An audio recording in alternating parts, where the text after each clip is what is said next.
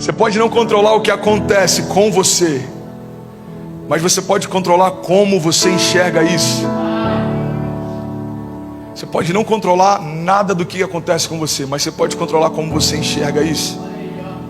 Tem uma história da Michelle Obama, e eu gosto muito dessa história, já contei inúmeras vezes, eu nem sei se é verdade. Um dia no jantar, vou perguntar pra ela, eu fiquei sem graça das últimas vezes.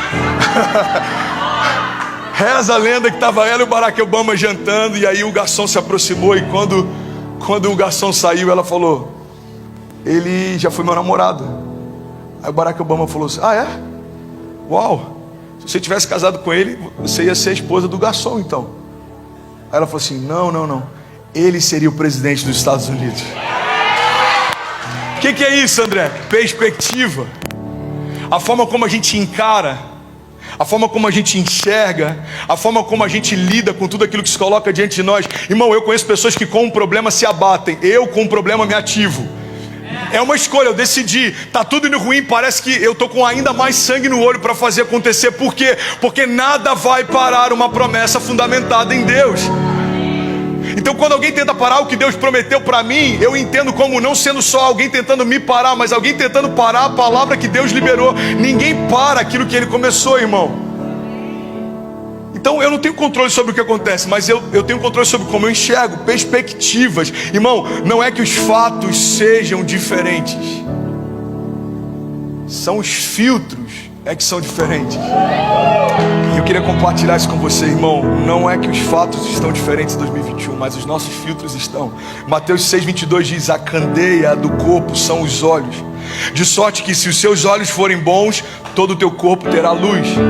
Mas se os seus olhos forem maus, o teu corpo será tenebroso.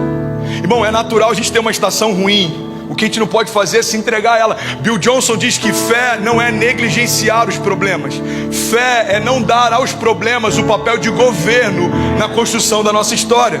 André, então você está dizendo que a dívida não existe? Não. Eu estou dizendo que a dívida não é um ponto final da tua história. Irmão, fé não é a gente olhar para um boleto. No Brasil existe boleto, né? Aqui são os bills, ou sei lá como é que se chama. Não é você olhar para um boleto e achar que fé é chamar o boleto de algo que ele não é. Você vai pegar um conjunto de boletos, botar na tua mesa e vai começar a falar: isso não é um boleto, isso não é um boleto, isso não é um boleto. Não, isso não é fé. Isso é loucura, irmão. Faz sentido? O que você está fazendo? O pastor falou para mudar o filtro, irmão. Isso não é um boleto. Não, irmão, isso não é um conselho que eu te dei. Isso é loucura. Fé não é olhar para um boleto e fazer com que ele sofra uma crise de identidade. Fé é você saber que apesar da quantidade dos boletos, Deus continua provendo a tua casa. Apesar do que se levanta, Deus continua sendo por você. Deus é por nós, quem será contra nós? Pastor, então você está dizendo que eu posso comprar o que quiser e no final das contas Deus vai pagar a conta? Não, Deus não é o nosso parceiro de aventuras. Não é para a gente fazer o que quer. Irmão, não atribua a Deus a consequência dos seus problemas se você antes não entregou para Ele o seu controle. O que eu estou dizendo é: entrega os teus caminhos ao Senhor, confia nele, o mais Ele fará. Eu nunca vi, o salmista diz, um justo mendigar o pão ou a sua descendência passar fome. Só que essa promessa, ela é precedida por uma palavra: o justo. Entrega o teu caminho ao Senhor, confia nele e o mais Ele fará. Salmos 42:11 diz: por que está assim tão triste, ó minha alma? Por que está assim tão perturbada dentro de mim? Põe a sua esperança em Deus, pois eu ainda o louvarei. Ele é o meu Salvador e o meu Deus. Tem a história de um profeta chamado Elias. Alguém que lembra da história de Elias? Elias, no auge do seu ministério profético, desejou morrer. Irmão, Elias, ele já tinha ressuscitado o filho da viúva. Elias tinha multiplicado o azeite e a farinha na casa da viúva. Elias tinha derrotado os 450 profetas de Baal. Elias, ele estava tão ousado em Deus, que quando ele vai confrontar os profetas, ele fala: vamos fazer o seguinte, a gente constrói um altar e o Deus vivo vai enviar fogo como resposta. Vocês podem começar. Então 450 homens começam a clamar e nada acontece. Começam a se mutilar e nada acontece. Começam a suplicar e nada acontece. E Elias, ele estava tão ousado que ele começa a ironizar. Ele fala um pouco mais alto, talvez o seu Deus esteja no banheiro, não está ouvindo. Quem sabe ele já está velho demais e não está escutando. Quem sabe seja como nosso irmão, não está enxergando bem. E eles começam a suplicar e nada acontece. Elias então chega na vez dele e ele começa a derramar água sobre o altar. E mais água, e mais água, e mais água. E ele clama e Deus responde com fogo dos céus. Esse mesmo homem, dias depois, está numa caverna pedindo para Deus para que tire a própria vida. Irmão, olha para mim em nome de Jesus. Não existe ninguém super espiritual que nunca se abata. Mas não existe nada mais espiritual do que crer que mesmo nos abatendo, Deus nos coloca de pé de novo. Elias está numa caverna, Deus envia o anjo com pão sobre a brasa e fala: e come e se levanta, porque você vai ter uma jornada longa.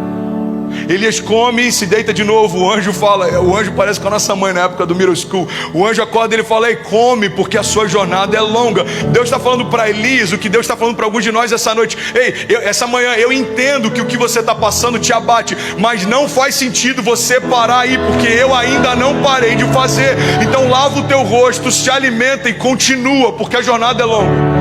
Pastor, eu quero parar em 2021. Não, irmão, você tem 40 anos pela frente, você tem 60 anos pela frente, eu não sei quem está me ouvindo, você tem 10 anos pela frente. E aí, lava o teu rosto e continua. É normal se abater, não é normal se entregar. A gente olha para Elias e a pergunta talvez seja: qual é a diferença? Só um pouquinho mais, bate o volume, irmão. Estou feliz que você está feliz agora. Glória a Deus. Qual é a diferença entre esse homem ousado que enfrentou seus inimigos, desse homem agora que está pedindo para morrer? O coração. Você pode declarar comigo? Diga: eu preciso guardar o meu coração, porque dele procedem as fontes de vida. A Bíblia diz: sobre tudo que você deve guardar, guarda o teu coração, porque dele procedem as fontes de vida. Efésios 1,18 diz: eu oro também para que os olhos do coração de vocês sejam iluminados, a fim de que vocês conheçam a esperança para a qual ele os chamou, e as riquezas da gloriosa herança dele nos santos. Filipenses 4,7 diz: e a paz de Deus, que excede todo entendimento, guardará os seus corações e as suas mentes em Cristo Jesus. Irmão, a gente tem que guardar nosso coração. A verdade é que a gente ganha ou perde qualquer batalha na nossa mente. Você quer um exemplo claro? Alguém já olhou para uma foto de algum momento no passado e chorou? Se sentiu triste, ou sentiu saudade, ou sentiu nostalgia? Alguém já passou por isso? Você pega aquela foto de uma ex-namorada, de um ex-namorado, daquela viagem para Paraty, aquele terreno lá em Saquarema, você falou: tempo bom. Quando você estava naquele tempo, você não queria mais ele. Quando você estava naquele tempo, irmão, tem uma pessoa que se mudou para cá e ele falou: pastor, eu estou tendo crise de adaptação. Eu falei: o que você está... Parece brincadeira. O que você está sentindo falta do Brasil? Ele falou: de fazer compra no Presunic. Eu juro. Eu não sei explicar, pastor. Todo dia eu ia de manhã no Presunic, comprava pão. Você está rindo, mas é sério. Eu falei: você não está sentindo falta do Presunic? Você está sentindo saudade de alguma coisa no seu coração na época em que você ia no Presunic? Alguma coisa naquela etapa da tua história te dá saudade, mas não é aquilo que você fazia, é como você estava. Eu tenho saudade como eu estava no Brasil. Talvez a tua saudade não seja do Brasil, mas seja do quanto você estava firme com Deus no Brasil. Quantas pessoas eu conheço que falam: pastor, eu vim para cá, eu tenho um chamado, eu me perdi, eu me acostumei, eu me acomodei, eu estou pensando em voltar. Não é voltar que vai mudar a tua história, é aonde você está, você dentro de si, voltar onde você parou. Você quer voltar a viver o que você vivia? Volte a fazer o que você fazia. Não é a geografia que tem que mudar, irmão, é algo dentro de você que tem que mudar, é o nosso coração. Por que olhamos para uma foto antiga e sentimos saudade, se aquele tempo não existe mais? Porque nós damos atenção, guarda isso. Tudo que você dá atenção, você dá poder. Você dá atenção para o teu passado, você empoderou o teu passado. É um gatilho excelente para sofrer com depressão. Você só consegue dar atenção para o teu futuro, você está empoderando só o teu futuro. É um grande gatilho para você sofrer de ansiedade. A gente tem que ser bem resolvido com o nosso passado, ter expectativas comedidas com o nosso futuro, mas a gente precisa dar atenção para o nosso presente. Deus está fazendo algo exatamente agora. Uai, seu app de vídeos curtos.